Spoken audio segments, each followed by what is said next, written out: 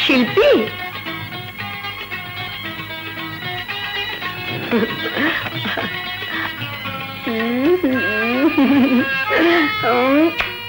শিল্পী, আমি ওদের দুজনের নামই ঠিক করেছি। কি নাম মা? কোহেলি আর কাকুলি। কোহেলি আর কাকুলি? বাহ, খুব সুন্দর নাম তুমি পছন্দ করেছো মা। তাহলে ওদের এই নামই স্থির রইল। তুমি যা বলবে তাই হবে মা। তবু তোমাদের জামাইকে একটু জিজ্ঞেস করে নিও।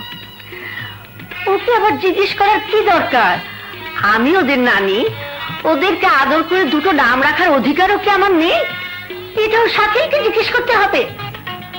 ওদের নাম এটাই থাকবে।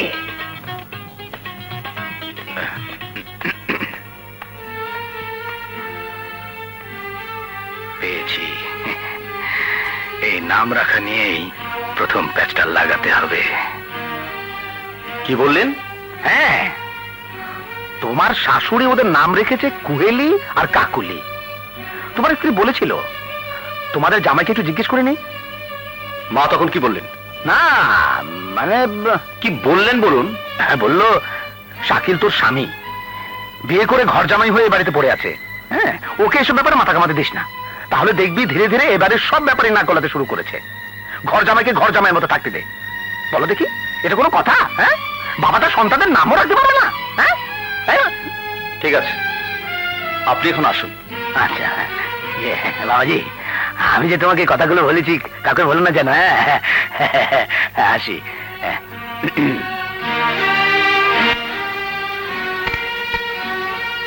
কি বললি?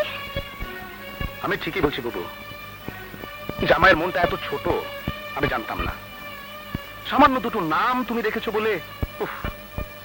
বলেছে বল না। না মানে বললো আমি ওদের বাবা, আর আমাকে জিজ্ঞেস না করে আমার সন্তানদের নাম রাখা সাহস ও মহিলা পেল কি করে? আমি বললাম ওনাকে মহিলা বলছো কেন? উনি তো আমার শাশুড়ি, আর শাশুড়ি তো মায়ের মতো। হ্যাঁ, নাতনিদের নাম রাখা স্বাদ আল্লাহ তো তার থাকতেই পারে। হ্যাঁ, এর উত্তরে জামাই বাবাজি যা বললো, উফ, বাবাই যায় না। কি বলেছে বল? বললো আমার সন্তানদের কোনো কিছুতেই ওই মহিলার কোনো অধিকার নেই, আর আমার সব ব্যাপারেই যদি ওই মহিলা অধিকার খাটাতে যায় তাহলে আজীবন ওর পায়ের নিচে আমাকে পড়ে থাকতে হবে। কিন্তু আমি তো হতে দেব না। আমি বললাম সামান্য দুটো নাম নিয়ে এত কথা কেন বলছো বাবাজি? শাকিল বলল, মামা আমার ব্যাপারে আপনি আপনার ওই বোচা নাক গলাবেন না। আচ্ছা বলো তো বুবু, আমার নাক না হয় বোচা, তাই বলে কি মুখের উপরে মামা শ্বশুরকে বলা যায় যে আপনার নাক বোচা? কি আর করবো, বোচা নাক নিয়ে চলে আসতে হলো। যাই, কথা বলতে ভালো লাগছে না।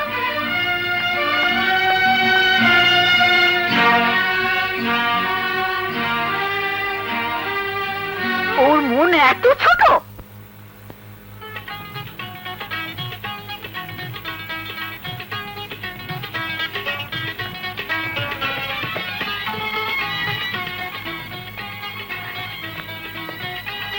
জানো, মা ওদের দুজনের খুব সুন্দর দুটো নাম রেখেছে, কোহেলি আর কাকলি। হ্যাঁ, মা আমার প্রথম সন্তানের নাম রাখার আগে আমার সম্মতিরও প্রয়োজন মনে করেনি।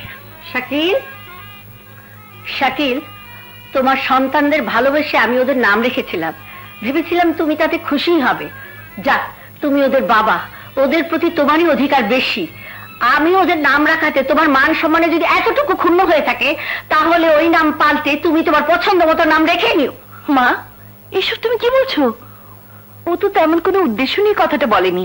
কি উদ্দেশ্যে বলেছে তা শুধু সেই জানে। আপনিও কথাটা কি উদ্দেশ্যে বলেছেন সেটা আপনিই জানেন। তুমি এইভাবে কথা বলছো কেন? সামান্য দুটো নাম রাখা নিয়ে তুমি মায়ের সাথে কথা কাটাকাটি করছো? তোমার যে নাম ইচ্ছে তাই রেখো। না, মা যে নাম রেখেছে সে নামেই থাকবে।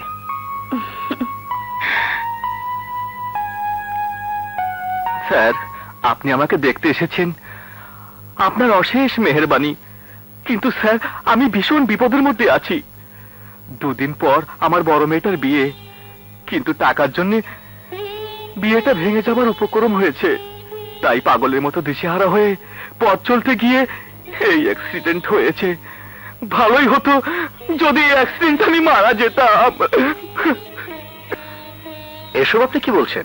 আপনি অফিসের পুরনো কর্মচারী, মেয়ের বিয়ের জন্য আগে বলেননি কেন? কত টাকা লাগবে? তা প্রায় 20,000। ও, বিয়ে কবে? সামনের শুক্রবার। আচ্ছা আচ্ছা আচ্ছা, আপনি এখান থেকে বেরিয়ে আমার সাথে অফিসে দেখা করবেন, আমি অ্যাডভান্স দিয়ে দেবো। হ্যাঁ, চলি, চলো।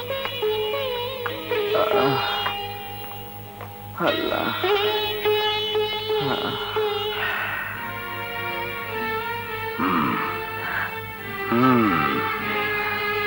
আপা, কি বললি? টাকা অগ্রিম দেবে? হ্যাঁ, আমার অনুমতি ছাড়া? তোমার বলছি কি? তুই কিছু বললি না? আমি তোমার কথা বলেছিলাম। সে বলল, ও সে বলল কি জানো, আমার নাম শাকিল চৌধুরী, আমি কোম্পানির জেনারেল ম্যানেজার, আর উনি মোসাম্মত আয়েশা খাতুন, মালিক। এসব ব্যাপারে মালিকের হুকুম নেবার প্রয়োজন আমি শাকিল চৌধুরী মনে করি না। আর এসব ব্যাপারে উনি যদি ফার্দার নাক গলান তাহলে আমি সবকিছু লাথি মেরে চলে যাব। হ্যাঁ, এসব কথা সে বললো? নইলে আর বলছি কি, সেদিন আমাকে নাক বোচা বললো, আজ শাশুড়িকে নাম ধরে রাখলো। উফ, ভাবাই যায় না। অনেক সহ্য করেছি, এবার আমার একটা কিছু করতেই হবে। এই নিন, এবার মেয়েকে সুন্দরভাবে বিয়ে দিন। আল্লাহ আপনার ভালো করুক স্যার, আল্লাহ আপনার ভালো করুক। দাঁড়াও, এসব কিসের টাকা দেয়া হচ্ছে? ওনার মেয়ের বিয়ে, তাই টাকাটা। আমাকে জিজ্ঞেস করেছো? এই সামান্য ব্যাপারে আপনাকে জিজ্ঞাসা করতে হবে? অবশ্যই জিজ্ঞেস করতে হবে, কারণ এই ফার্মের মালিক আমি, তুমি নও। তুমি নিজে একটা ফার্ম করো, তারপর এভাবে টাকা বিলিয়ে দিয়ে দেখো নিজের টাকা অন্যকে দিতে কেমন লাগে। টাকার প্রতি আমার কোনো লোভ নেই, টাকার চেয়ে মানুষের মূল্য আমার কাছে অনেক বেশি। একজন বিপদগ্রস্ত মানুষকে বিপদ থেকে উদ্ধার করতে চেয়েছিলাম। যাক, ভালোই হলো। আজকের এই ঘটনাটা না ঘটলে আমার সম্পর্কে আপনার মনোভাব বুঝতে পারতাম না। আর নিজের টাকার কথা বলছেন, আমার নিজের টাকা হলেও আমি এই টাকাটা ওনাকেই দিতাম। আর এখন আমি এই টাকাটা আমার তরফ থেকে ওনাকে দিচ্ছি। কিন্তু টাকাটা আমার। হ্যাঁ, কিন্তু আজ 1 বছর হলো আমি ফার্মের জেনারেল ম্যানেজার, কোনো বেতন আমি নেইনি, তাই আমার বেতন থেকে এই টাকাটা আমি ওনাকে দিলাম। এই নিন রফিক সাহেব।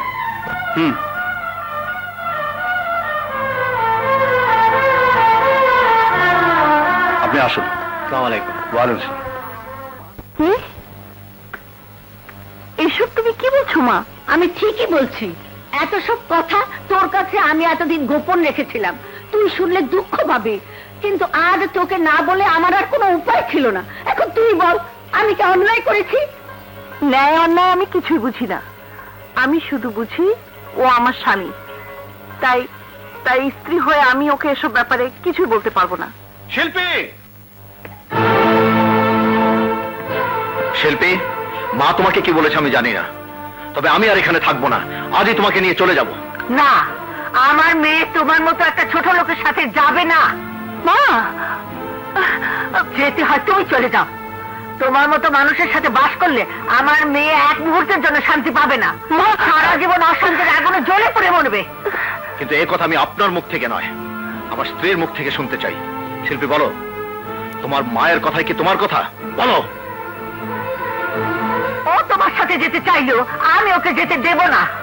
আয় আয় শিল্পী, আয় বলছি। শিল্পী, তুমি বলে যাও, তোমার মায়ের কথা কি তোমার কথা? মা, মা শোনো।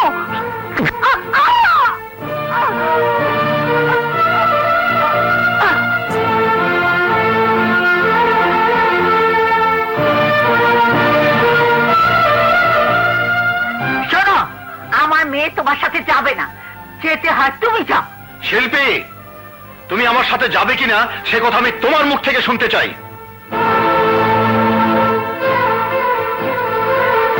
শিল্পী, তুমি যদি তোমার স্বামীকে ভালোবাসো তাহলে দরজা খুলে বেরিয়ে এসো।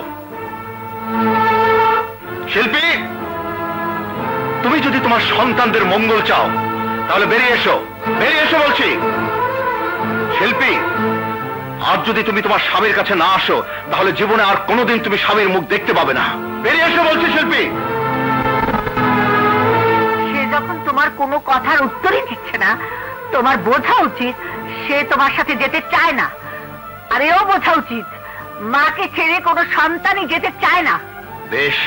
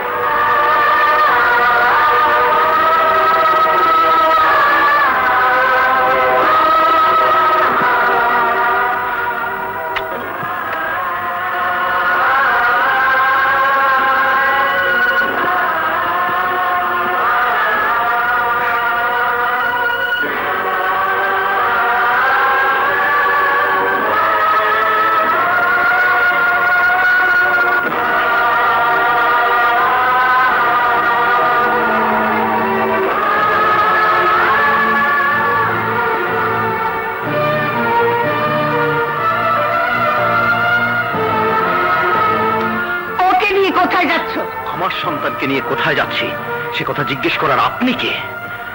আপনার মেয়ে ওদেরকে জন্ম দিয়েছে, তাই মানবিক কারণে একটি সন্তান রেখে গেলাম।